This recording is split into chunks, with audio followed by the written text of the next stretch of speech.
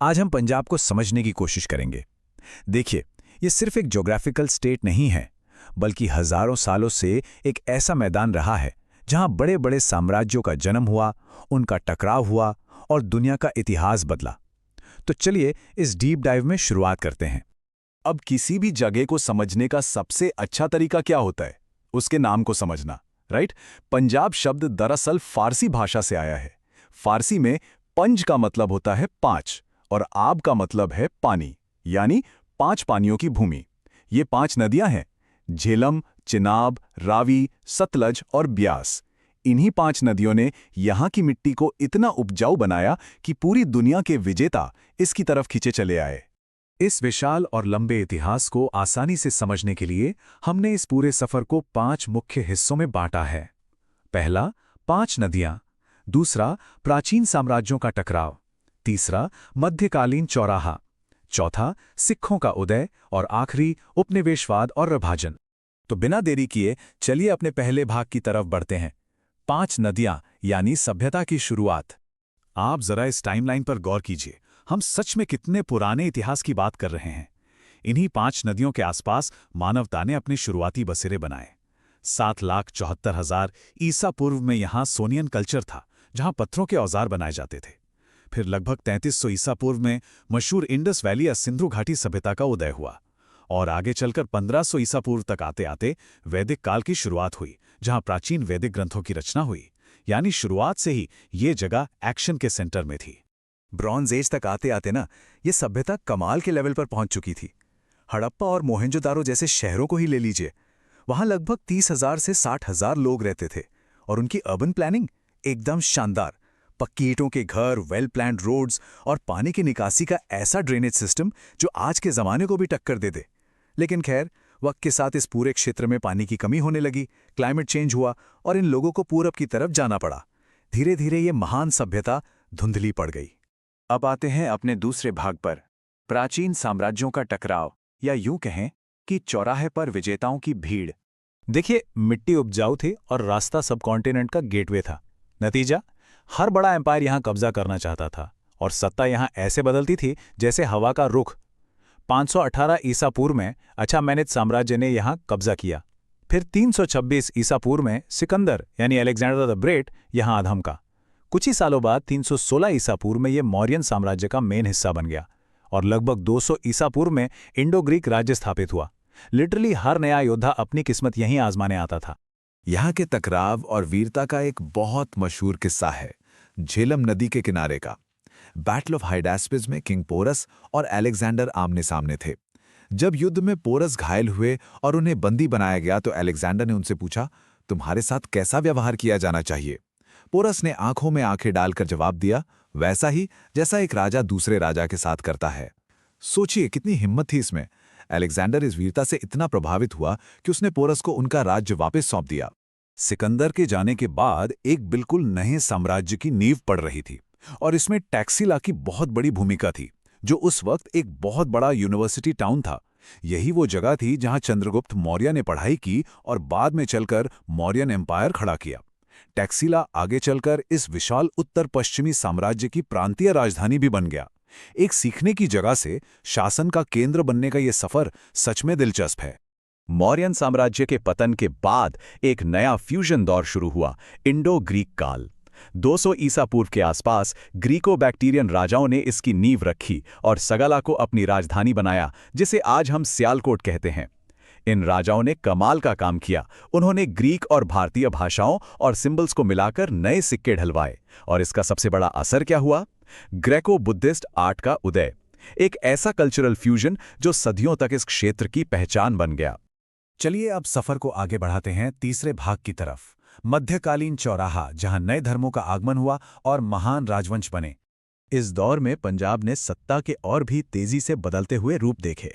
712 ईस्वी में उमायद खालिफेट ने दक्षिणी पंजाब के जरिए इस्लाम को यहां इंट्रोड्यूस किया। 855 ईस्वी तक मुल्तान एक बिल्कुल इंडिपेंडेंट राज्य बन चुका था। फिर 11वीं सदी आते आते गजनविद्स ने पूरब की तरफ रुख किया और लाहौर को अपनी राजधानी बना लिया।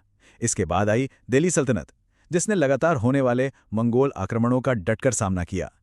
तुर्क, अरब और फारसी सब यहां अपना वर्चस्व चाहते थे। और फिर 1526 में शुरू होता है मुगल साम्राज्य का दौर।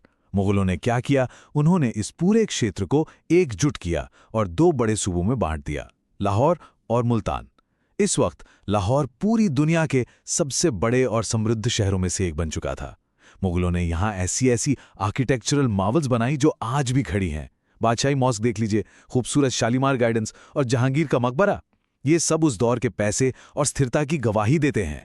लेकिन देखिए, यहाँ एक और बहुत बड़ी चीज हो रही थी। ठीक 16वीं सदी में एक तरफ जहां बाबर के आक्रमण हो रहे थे, उथल पुथल मची थी, वहीं दूसरी तरफ मध्य पंजाब में एक बहुत गहरा आध्यात्मिक मूवमेंट जन्म ले रहा था। गुरु नानक देव जी ने सिख धर्म की नींव रखी। एक ऐसी शांति और रूहानियत की शुरुआत थी जिसने आने वाले वक्त में पूरे पंजाब की तस्वीर और तकदीर दोनों बदल कर रख दी। ये हमें डायरेक्टली ले आता है हमारे चौथे भाग पर, सिखों का उदय, कैसे अराजकता से एकीकरण हुआ। जब मुगल सत्ता कमजोर पड़ने लगी ना, तो पंजाब में एक लंबा अराजकता का दौर आया। अफगान शासक अहमद शाह दुर्रानी के लगातार और तबाहकुन हमले, उस पर मराठों के आक्रमण, चारों तरफ हंगामा था।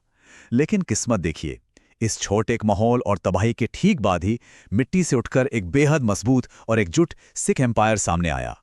इस यूनिटी का क्रेडिट जाता है महाराजा रंजीत सिंह की दूरदर्शी सोच को।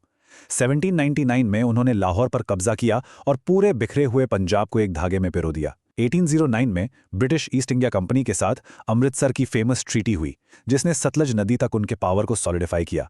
हालांकि ये महान एम्पायर हमेशा नहीं चल सका। उनके निधन के कुछ वक्त बाद ही राजनीतिक अस्थिरता आई और फाइनली 1849 में ब्रिटिश साम्राज्य ने पंजाब को अपने कब्जे में ले लिया। और अब हम पहुंच गए हैं अपने 5वें और आखिरी भाग पर, उपनिवेशवाद और विभाजन, 5 नदियों का दर्दनाक बंटवारा। ब्रिटिश औपनिवेशिक शासन यानी कॉलोनियल रूल ने इस प्रांत की पूरी इकोनॉमी को जैसे एक फैक्ट्री में बदल दिया। उन्होंने नए कैनाल्स बनाए और करीब 14 मिलियन एकड़ जमीन को खेती के लायक बनाकर पंजाब को इंडिया का सबसे अमीर कृषि क्षेत्र बना दिया। रेलवे और पोस्टल नेटवर्क का पूरा जाल बिछा दिया गया और सबसे जरूरी बात, उनके आर्मी रिक्रूटमेंट का प्राइमरी सेंटर पंजाब ही बन गया। लेकिन ये सब उन्होंने किसी भलाई के लिए नहीं, बल्कि यहाँ के संसाधनों को ज्यादा से ज्यादा निचोड़ने के लिए किया था।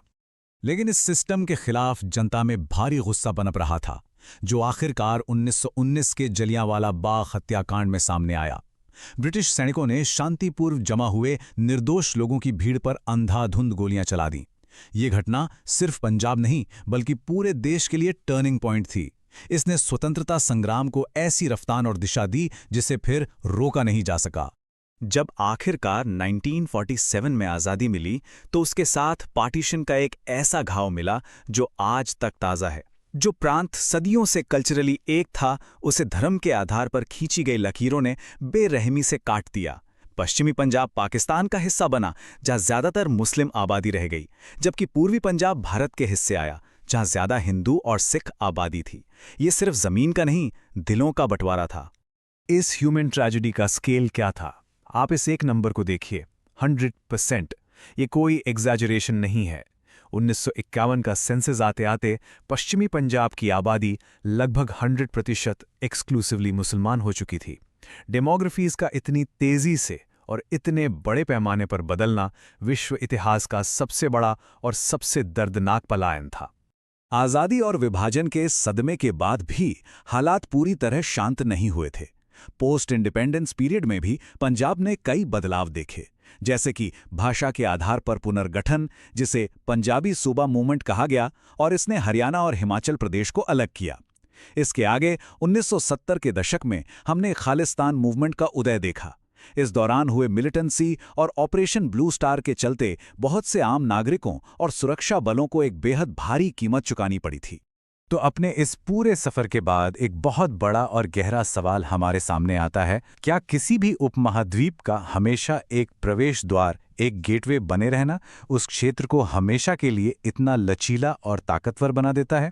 लगभग 5000 सालों से लगातार आक्रमणों, गिरते संभलते साम्राज्यों और आबादियों के पलायन ने यहाँ की रूह को जैसा निखारा है, उसने वाकई इस मिट्टी को अमर कर दिया है। आज के इस डीप डाइव में बस इतना ही। ये एक ऐसी विरासत है जो वाकई हमें सोचने पर मजबूर करती है। फिर मिलेंगे।